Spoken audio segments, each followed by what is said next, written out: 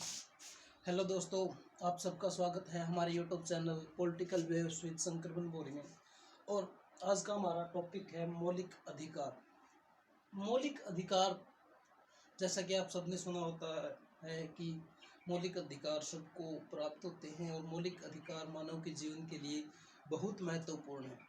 तो मौलिक अधिकार शब्द कहाँ से आया? सर्वप्रथम मौलिक अधिकार शब्द सर्वप्रथम प्रयोग किया गया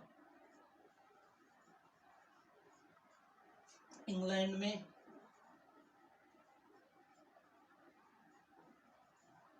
1215 ईस्वी में। इंग्लैंड में सर्वप्रथम 1215 ईस्वी में मौलिक अधिकार शब्द का प्रयोग किया गया। यह प्रयोग किया गया था मैग्ना कार्टा में। मैग्ना कार्टा क्या है कि मैग्ना कार्टा है एक अधिकार पत्र।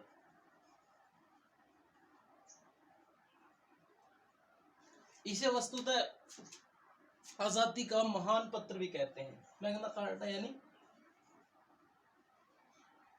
आजादी का महान पत्र भी कहा जाता है मैग्ना कार्टा को। 1215 ईस्वी में मैग्ना कार्टा की शुरुआत की थी राजा जोन ने मैग्ना कार्टा में सामंतों को कुछ अधिकार दिए थे, जहां पे मौलिक अधिकारों की बात की गई थी। तो सर्वप्रथम मौलिक अधिकारों का प्रयोग किया गया इंग्लैंड के मैग्ना कार्टा में, जो कि राजा जोन ने 1215 ईस्वी में सामंतों को कुछ अधिकार दिए थे, जिनके अंतर्गत मौलिक अधिकार शब्द का प्रयोग किया गया था। तो मौलिक अधिकार के इस विकास क्रम में हम आगे देखते हैं तो जिक्र आता है 1789 फ्रांसीसी क्रांति में भी मौलिक अधिकारों को लेकर बात की गई थी। इसके बाद 1791 अमेरिका के अधिकार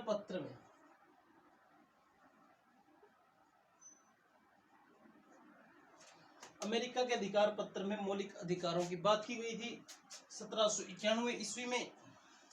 और अगर भारत में देखें, भारत में मौलिक अधिकारों की बात सर्वप्रथम की थी 1931 के कराची अधिवेशन, कांग्रेस का कराची अधिवेशन, जिसके अध्यक्ष थे सरदार पटेल ने 1931 में मौलिक अधिकारों की बात की थी कराची अधिवेशन में। और 1945 में तेज बहादुर सप्रू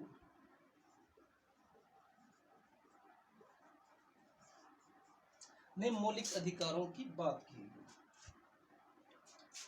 इसके अलावा मौलिक अधिकारों का जिक्र भारत में सर्वप्रथम किया 10 अगस्त 1928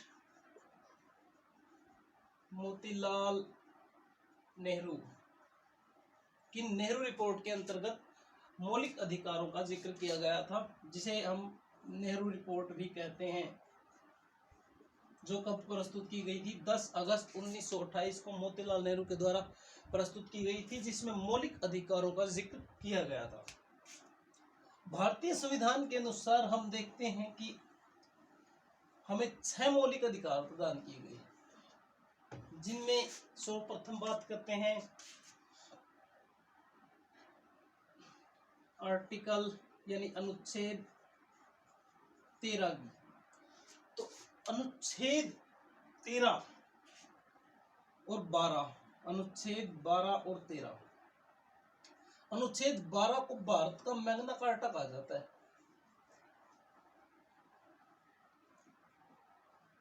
यह अधिकार पत्र, हालांकि इस अनुच्छेद 12 में मौलिक अधिकारों की परिभाषा में व्याख्या दी गई है।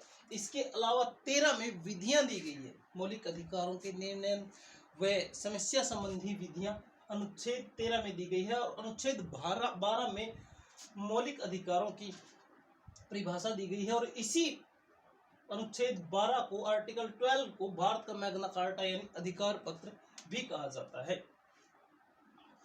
तो अब हम बात करते हैं मौलिक अधिकार। आप सभी को पता 6 मौलिक अधिकार है जो कि अनुच्छेद 14 से शुरू होते हैं, जिन्हें हम कहते हैं समानता का अधिकार। समानता का अधिकार यानी कि अनुच्छेद 14 से 18 तक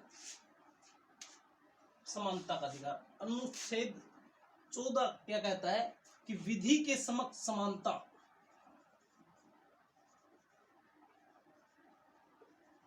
विधि के समक्ष समानता। विधि अर्थात कानून, कानून अर्थात संविधान, कि संविधान या कानून की दृष्टि से हर व्यक्ति समान है, सबको समान अधिकार दिया जाएगा, किसी के साथ कोई भेदभाव नहीं किया जाएगा। विधि के समक्ष समानता यानी कि भारत के कानून या विधि के समक्ष, चाहे वह छोटा हो या किसी भी पद पर हो, उनके साथ समान रूप से व्यवहार किया जाएगा। तो अनुच्छेद 14 क्या है? विधि के समक्ष समान। अनुच्छेद 15 की बात करते हैं। अनुच्छेद 15 भेदभाव का अंत। भेदभाव का अंत या उन्मूलन। आर्टिकल 15 क्या कहता है कि भेदभाव का अंत। तो भेदभाव किस तरह की? किसी भी प्रकार की जाति, धर्म, लिंग, नस्ल, भाषा, किसी भी आधार पर किसी भी व्यक्ति के साथ किसी भी प्रकार का भेदभाव नहीं किया जाएगा। आर्टिकल 15 कहता है भेदभावों का अंत। इसके बाद है आर्टिकल 16, आर्टिकल 16, अनुच्छेद 16। अनुच्छेद 16 क्या कहता है कि अवसर की समानता। अवसर की समानता। अनुच्छेद 16 के अंतर्गत कहा गया है कि भारत के प्रत्येक नागरिक को, सिर्फ भारत के प्रत्येक नागरिक को रोजगार या नौकरियों में समान अवसर प्रदान किए जाएंगे। लेकिन इसके अंतर्गत राज्य चाहे तो अपने राज्य के नागरिकों के लिए अलग से उपबंध कर सकता है, यानी कि राज्य अपने नागरिकों के लिए अलग से अवसर की समानता में अपने सीटों यानी नौकरियों की सीटों को निर्धारित कर सकता है। अनुच्छेद 17 इसके बाद है। अनुच्छेद 17 यानी अस्पृश्यता का अंत। अस्पृश्यता का अंत, इसके अंतर्गत एक कानून भी लाया गया, अस्पृश्यता अधिनियम 1955। इसके अंतर्गत क्या? छुआछूत। अस्पृश्यता यानी कि छुआछूत जो हमारे देश में काफी लंबी समय तक चली, जिसके कारण शोषित वर्गों में हीन भावना का उदय होता था, जो कि भेदभाव का एक बड़ा कारण थी। तो इसको खत्म करने के लिए भारत सरकार ने अस्पृश्यता अधिनियम 1955 लाया गया। इसके अंतर्गत अस्पृश्यता अधिनियम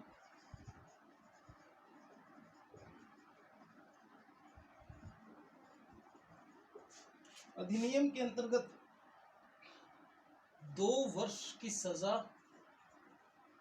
और 5,000 रुपए तक जुर्माना, या दोनों सजा, ये दोनों सजा भी व्यक्ति को दी जा सकती है यदि कोई अस्पृश्यता अधिनियम के अंतर्गत दोषी पाया जाता है। तो ये था हमारा आर्टिकल 17। समानता के अधिकार में हम अंतिम अनुच्छेद पढ़ेंगे, अनुच्छेद 18 यानी आर्टिकल 18 यानी उपाधियों का अंत। उपाधियां, कौन सी उपाधियां? उपाधि जैसे कि पद्मश्री, पद्म विभूषण, ये भी उपाधियां हैं। भारत रत्न उपाधियां हैं। इस कल्चर को खत्म करने के लिए, यानी कि प्रीवी काउंसिल की भी, प्रीवी काउंसिल के कौन सदस्य थे? जो राजा लोग अपनी रियासतें खो चुके थे। वीआईपी कल्चर, वीआईपी कल्चर को खत्म करने के लिए उपाधियों का अंत भी दिया गया है हमारे संविधान के अंतर्गत, जिसके अंतर्गत कोई भी व्यक्ति किसी भी अन्य देश से राष्ट्रपति की आज्ञा के बिना कोई उपाधि ग्रहण नहीं कर सकता, और न ही कोई व्यक्ति अपने नाम के आगे पीछे किसी प्रकार की उपाधि लगा सकता है, केवल शैक्षणिक उपाधियों को छोड़कर। शैक्षणिक उपाधियां जैसे कि डॉक्टर XYZ, एडवोकेट ABC, इस तरह की उपाधियों को छोड़कर और कोई भी व्यक्ति उपाधियां नहीं लगा सकता। वैसे अनुच्छेद 18 के अंतर्गत कोई सजा का प्रावधान नहीं है।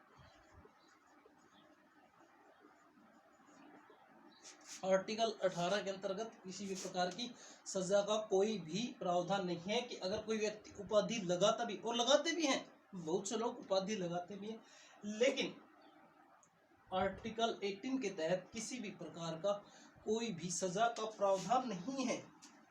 इसी कड़ी में बात करते हैं तो भारत रत्न, पद्म भूषण, पद्मश्री, ये जो आदि उपाधियां हैं, पुरस्कार है, इनकी शुरुआत की थी 1954 में, और 1979 में मोरारजी देसाई ने खत्म कर दिया, यानी कि बंद कर दिया। इन उपाधियों का अलंकरण, यानी कि इन उपाधियों का प्रदान करने की प्रक्रिया 1979 में मोरारजी देसाई प्रधानमंत्री थे। उस समय ये भारत रत्न, पद्मश्री, पद्म विभूषण आदि सम्मान बंद कर दिए गए, लेकिन 1980 में, सॉरी, मोरारजी देसाई 1977 में बंद किए गए थे। 1980 में इंदिरा गांधी ने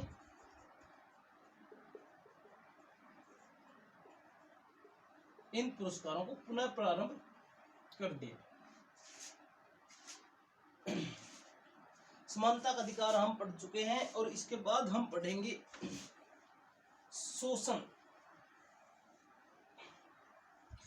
स्वतंत्रता, अनुच्छेद 19 से 22 तक पढ़ेंगे हम स्वतंत्रता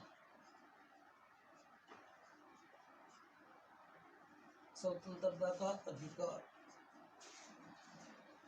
तो 14 से 18 तक हमने पढ़ा समानता का अधिकार, अनुच्छेद 19 से 22 तक हम पढ़ेंगे स्वतंत्रता का अधिकार। तो अनुच्छेद 19 अभिव्यक्ति की स्वतंत्रता।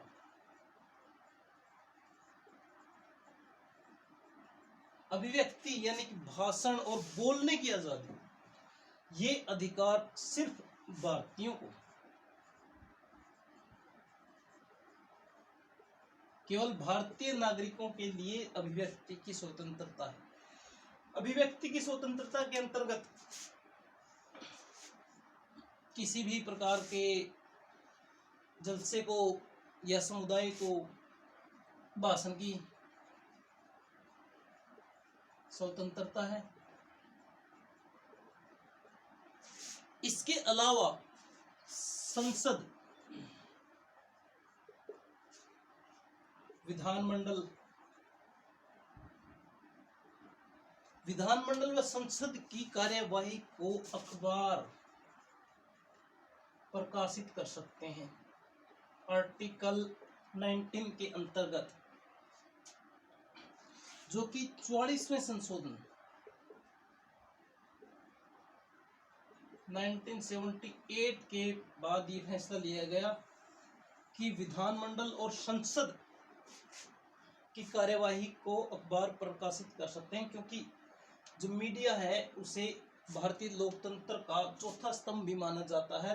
तो संसद और विधानमंडल की कार्यवाही को अखबार प्रकाशित कर सकते हैं। ये 44वें संशोधन 1978 के अंतर्गत आर्टिकल 19 यानी 19 अनुच्छेद 19 अभिव्यक्ति की स्वतंत्रता के अंतर्गत यह जोड़ा गया था। इसके अलावा अनुच्छेद 19 के बाद है अनुच्छेद 20। अनुच्छेद 20 क्या कहता है कि दो सिद्धि के विषय में संरक्षण।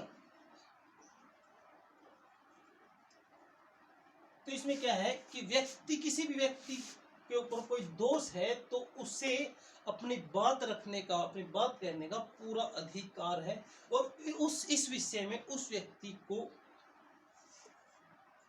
वकील भी उपलब्ध होगा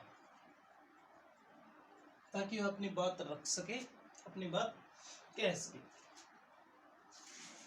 अनुच्छेद 20 किया हमने स्वतंत्रता के अंतर्गत। इसके अलावा एक व्यक्ति को एक से अधिक बार दंडित नहीं किया जा सकता।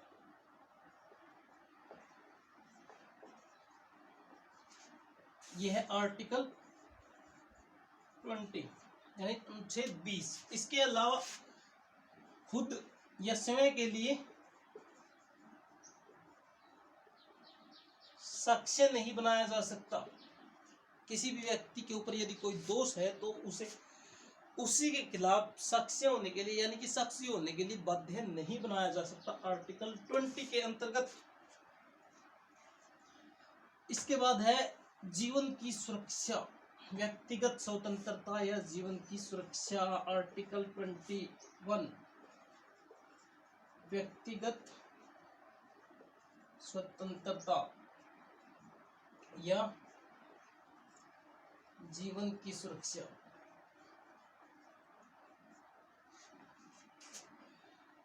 ये वो अधिकार है जो किसी भी स्थिति में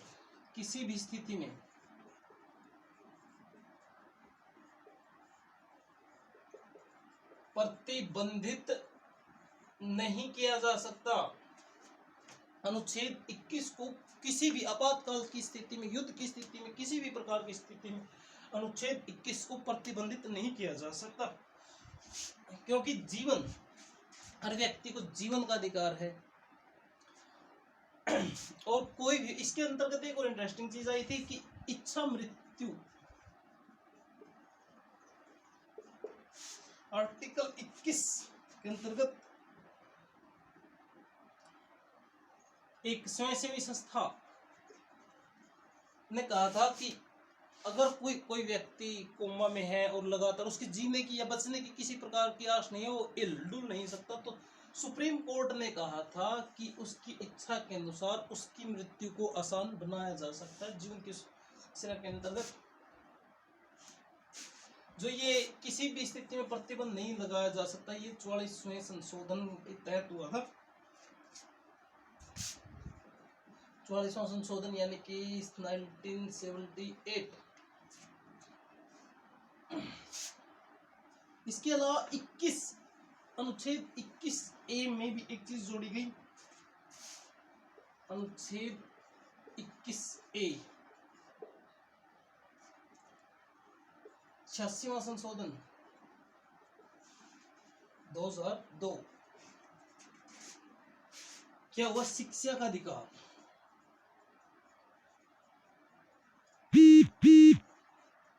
अनुच्छेद 21A के अंतर्गत 86वें संशोधन द्वारा शिक्षा के अधिकार को जोड़ा गया, जिसमें 8 से 14 वर्ष के बच्चों के लिए मौलिक शिक्षा अनिवार्य की गई।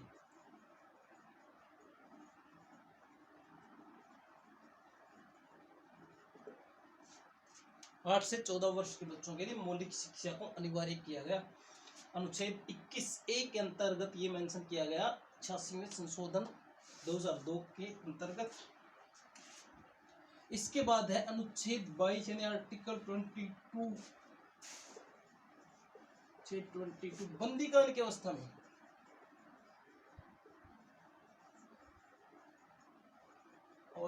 संरक्षण।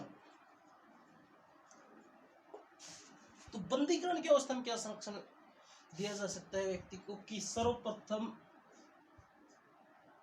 कारण, किस कारण गिरफ्तार किया गया है या बंदी बनाया गया है, ये चीज उस व्यक्ति को पता होनी चाहिए कि उसे क्यों बंदी बनाया गया। इसके अलावा 24 घंटे के अंतर्गत उस व्यक्ति को मजिस्ट्रेट के सामने प्रस्तुत करना होता है। ये संरक्षण भी बंदीकरण की अवस्था में व्यक्ति को मौलिक अधिकारों के अंतर्गत प्राप्त होता है। इसके बाद हम पढ़ेंगे, हमने स्वतंत्रता का अधिकार पढ़ा। शोषण अनुच्छेद 23 और 24 है शोषण के विरुद्ध अधिकार। शोषण के विरुद्ध अधिकार के अंतर्गत अनुच्छेद 23 में है मानव व्यापार पर रोक।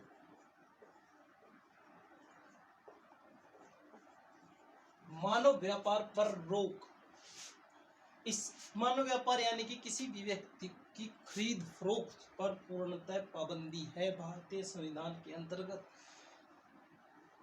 इसके लिए एक कानून भी पास हुआ था, अनैतिक व्यापार अधिनियम, जो हुआ था पास 1956 में। इसके अलावा एक और अधिनियम पास हुआ था, बलात् श्रम अधिनियम 1986 में। तो शोषण के विरुद्ध अधिकार में कि किसी भी प्रकार के मनुष्य की खरीद फरोख्त पर पूर्णतः पाबंदी है 1956 के अनैतिक व्यापार अधिनियम के अंतर्गत, जो कि मानव के मौलिक अधिकारों में शामिल है। इसके अलावा अनुच्छेद 24 क्या कहता है, बाल श्रम पर रोक। बाल श्रम पर रोक, अनुच्छेद 24 के अंतर्गत बाल श्रम पर रोक है, जिसके लिए बाल व किशोर श्रम निषेध अधिनियम 2016। इससे पहले जो अधिनियम था वो केवल बाल श्रम निषेध अधिनियम था, जो कि 1986 को लागू हुआ था।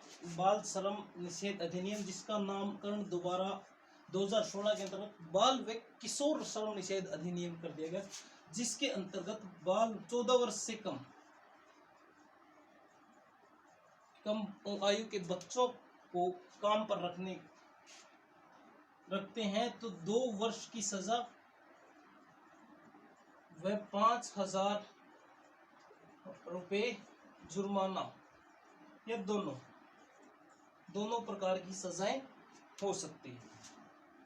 हमने पढ़ा शोषण के विरुद्ध अधिकार अनुच्छेद 23 और 24। अब हम पढ़ेंगे धार्मिक स्वतंत्रता अनुच्छेद 25 से 28। धार्मिक स्वतंत्रता